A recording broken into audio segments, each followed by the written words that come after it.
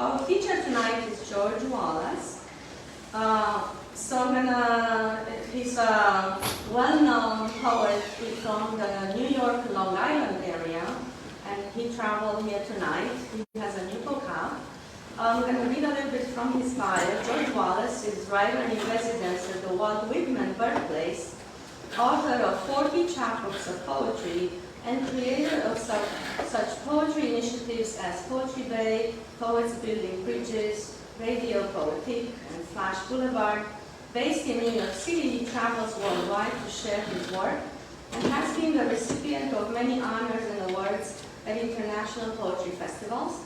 In 2022, he began collaborating with musicians, turning his poems selectively into song lyrics, and has released 3 albums to date, available on streaming services worldwide.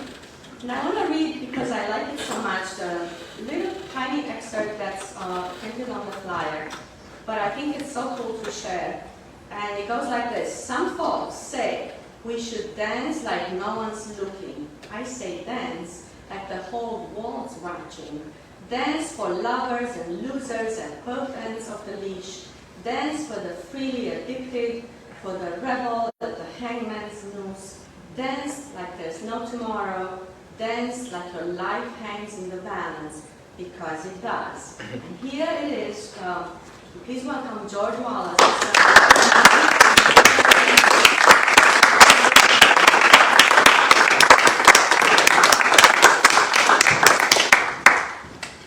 All right. I don't know if I'm going to have to adjust that.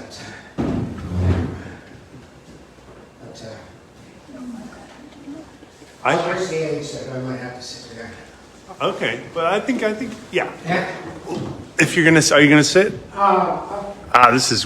We're good. We're good. I'll try sitting and standing. We can do this. It's going to be on Facebook or something. We should get it right. It's perfect. It's beautiful. Speaking of getting it right, I didn't understand the assignment.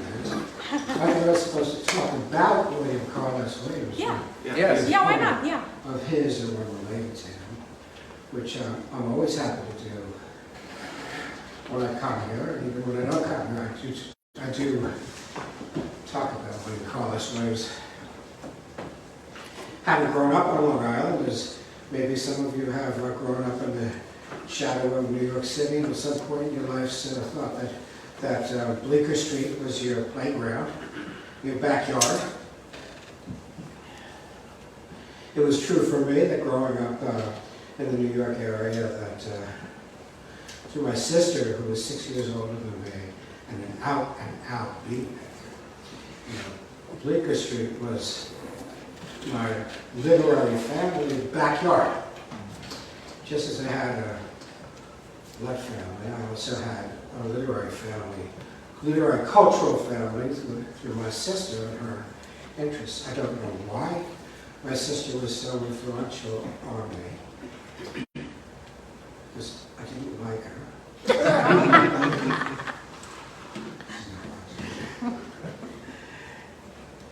Well, but she had such excellent taste. She had such wonderful taste. And when she went off to Newport's and came back with albums by Tim Horton and Miles Davis and John Coltrane and Bob Dylan, and the people you might expect that somebody in that particular zone would be bringing back albums and did and all. I was then leave them for me to listen to in my house. It was a major cultural influence on me, so that in a way, and then bring home books of the beats and Ferlinghetti and the major collection of beat poets and the beat reader and individuals like that. I came to consider that the beats were my cousins. And similarly, the people that were published and influenced the beats, such as William Carlos Williams, through his support of and praise of Allen Ginsberg, but more importantly by his influence on the early writing, major writing of Lawrence Ferlinghetti, that the separated feet. That was a major breakthrough of understanding of what rhythm and cadence meant for me as a writer, as an incipient writer at the age of 16, 17 years old. I mean, at the time I was with a soul band, I was playing R&B, but the rhythm and cadence of poetry came to me as the rhythm and cadence of William Carlos Williams through Lawrence Ferlinghetti, through my sister to me. So that I consider William Carlos Williams, in effect, although I never thought about it that way until I was driving in and thinking about what I was going to talk about, that I consider William Carlos Williams to be an uncle, a literary uncle. You know, there's a lot of people out there that were very important and famous and influential in various ways in literature, but some of them go beyond that because the culture that you adopt, the literary culture that you adopt as your own, becomes a kind of a family. So William Carlos Williams has always been special to me, and not so much because he said, yeah, you know, I salute you at the beginning of a long career, it was a great career, something like that, whatever it was. I think Tennyson said that to Whitman, but in effect, William Carlos Williams said something like that to Allen Ginsberg. It's not so much because of that I consider his work important. The books that were published by Lawrence Ferlinghetti of William Carlos Williams, you know, the Cora and Hell, and Patterson.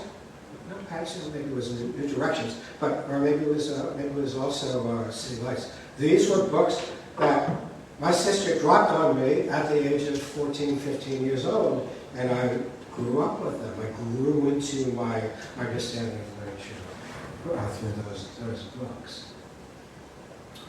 I would say too that you know, the influence of these publishing houses, they have their day, and then you know, I see that to me they become sort of protectors of their turf, protectors of their family, whether it's going down to St. Mark's Poetry Place and the people that are there get to be there and the other people are not insiders, or Poetry Magazine, or City Lights for that matter, or New Directions for that matter. So once these revolutionary radical publications establish their reputation by doing some incredibly wonderful things, like affiliating and associating with somebody like William Carlos Williams, or maybe not so much, you know, Gregory Corso, Gregory Corso, the other people that New Directions published. This became, you know, a revolutionary moment in literary history, which I was the recipient of, as many of you, I think, may be the recipients of here in the room today. So, what is William Carlos Williams to me? You know, I live in the shadow of Walt Whitman. Physically, the physical shadow of Walt Whitman. I think all American poets, in one way or another, live in the shadow of Walt Whitman and Emily Dickinson. But he happens to be my next-door neighbor in Huntington, Long Island.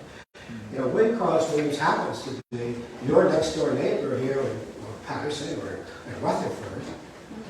But he's also your literary relative. And when you celebrate him, it's like inviting him over for Thanksgiving dinner. Or him inviting you over. So that's what I feel like. Whenever you invite me to come here to Rutherford, it's like going to a family dinner. So thank you for that. Very cool.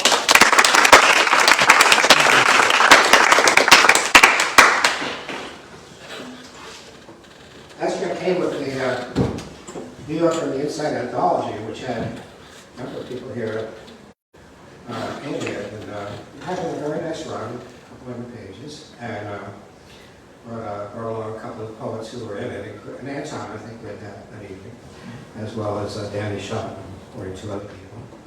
This year I'm back with this collection, Resurrection Song, and that collection over there, which is only 80 pages long, called Blowing Through Secaucus,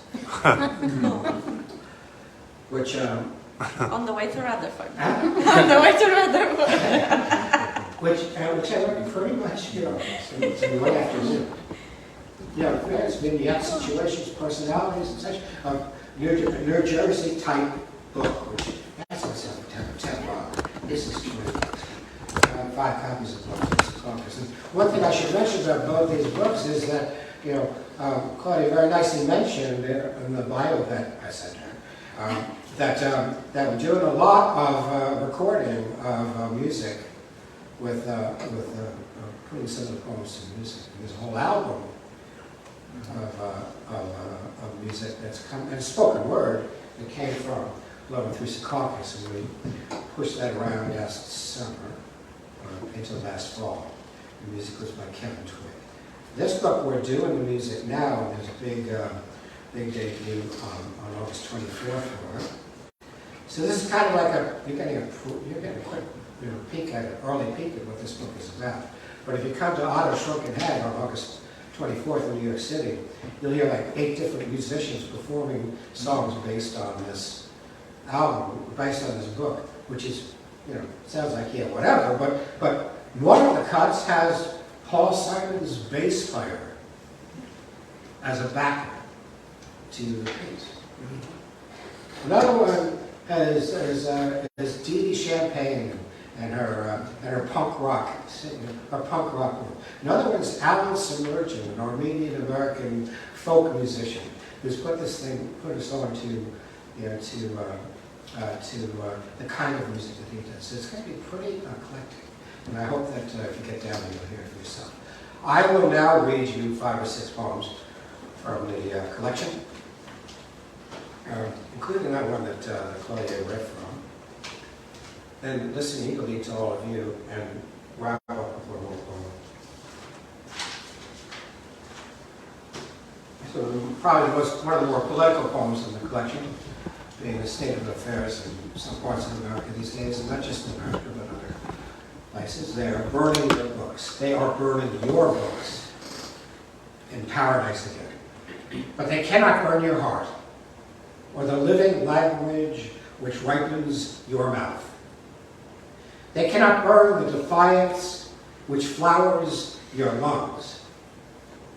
Like soil, like mist, like every amalgamation of sound known to man, they cannot burn your wings, soaring with the offbeat candor of spring. Your words mad, your words wild, delicious, your humanity subversive to the state. They're burning your books again in Oklahoma, Texas, Florida, Independence, Missouri, Arkansas, but you play poker with the slave traders and hypocrites and always win. You pull back the veil of corruption, ridicule their schemes, laugh at their police sergeants and whip crackers, seduce their women, you, who speaks every language, you, enemy of rumor and innuendo, you, a belly-dancing Titicaca, your breath extraterrestrial, you, enormous, you're pretty, unleashing your poetry, unleashing the deep lake of prophecy. They are burning your books again in a land ruled by boardrooms and barracudas. In cities, farms, pastures that cry for mercy, and the enormous high beams drenching the great American plains. It's 152 miles till the fascists take over, and you're everywhere. Leaping mountains, charging waterfalls, weaving barefooted with your backpack and your freedom, fighting lumberjack stride. With your arms like a compass pointing every which way, like all the rivers of the world, and your heartbeat is fresh baked bread. They're burning your books again. But your volcanic voice cannot be still. You are a vision to the people besides. Spectacled, wise, lounging beside the Pacific, you rise sacred and foolish and necessary from the ashes. You're dangerous, revolutionary. You are in the heads of the people. They may torture your body. They may burn your pages. They may rob you of your voice and break your hands and blind your eyes, but they cannot silence you. Your roots go way too deep. Your poems go shouting unhinged in market squares and alleyways. Oh, indigenous heart, you are invincible. Oh, sharp dagger of verse, plunged into the eye of the imperial guard. Sing! The old order is falling. Sing your freedom from tyranny. Sing, thou towering, massive poet, a continent-wide, beautiful thief. I will lift my voice with you against the fire, against the endless suffering of the people, against the armaments of fascist pride, against the conquistadors' corrosive hand. They're perfect folks.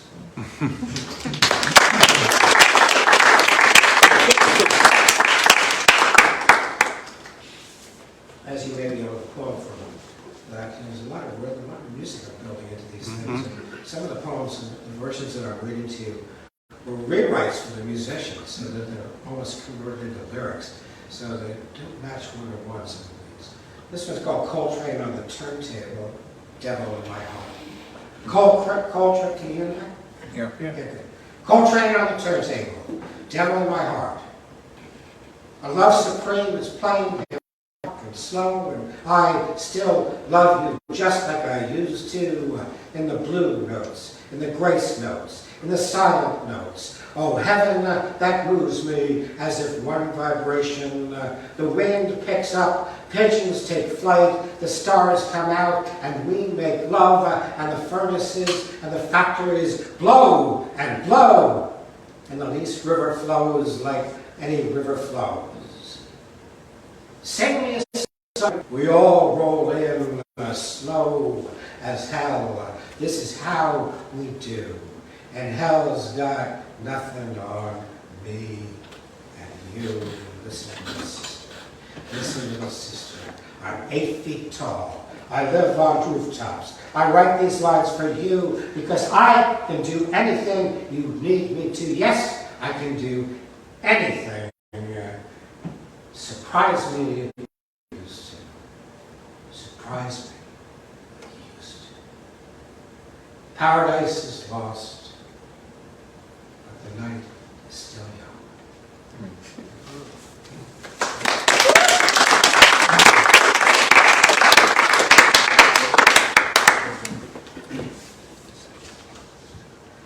I'm going to do a poem next.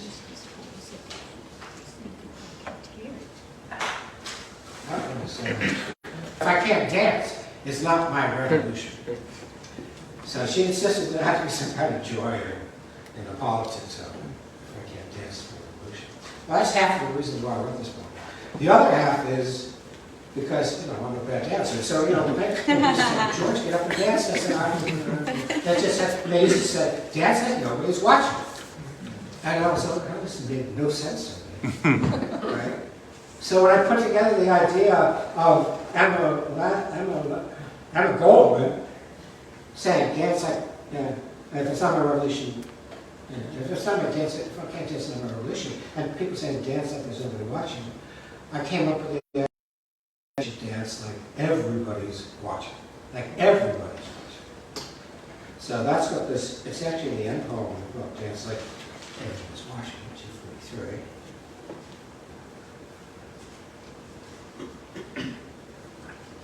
Dance like the whole world's watching. Suffer in the wind, cry in the shade, shudder with the lonesome, howl defiant as wolves. Dance like the whole world's watching. Dance for the children of a failed God. Dance for the postman, for the barber, for the thief. Dance for the orphans scraping at your door, and the tin pan gods, and the false leaders who deceive us, and the naked prophets shrinked in by the millions from the mouths of the poor. Dance for the beggar at the corner. For the free man held captive at the illegal border, and the clowns and idiots and pretty women and pretty men in their empty-hearted limousines, and the stone-cold acrobats in their adolescent playgrounds. Some folks say we should dance like no one's looking. I say. Dance like the whole world is watching. For lovers, for losers, for at both ends of the leash. For the particular life hangs in the balance, because it does. Dance like there's no tomorrow, for the lost and unaccounted for the unknown astronaut who left us here, for the rebel at the hangman's noose, for the anonymous helmsman whose hand is timid at the till, and the secret wanderer asleep in his crowd of distant content. Dance, poets, dance! For the underestimated, for the overwhelmed, for the uneducated, for the surrounded, and the weaver of impossible dreams. There are hearts yet to be kindled in the cold, dark night that surrounds us. There are souls of 10,000 nations yet to be liberated from their nests of shame.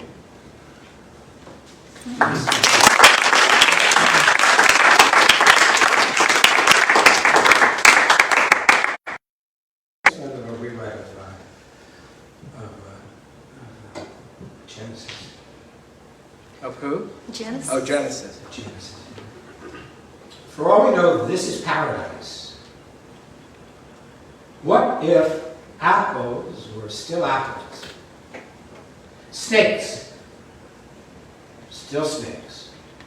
What if we are all still living in paradise? Evening light arrives in Eden on hushed wings to remind him of love's caresses. No temptation, no shame, just a curious bird singing in sweet ellipses, singing in the trees, a song with no words about God, summer, sunlight, waterfalls, a simple song about how perfectly a pear fits into the palm of Adam's hand. Equally perfect in Eve's hand. And how generously its juices spill onto his chin and hands and chest, almost as if it was by design. Singing how we are all of us to have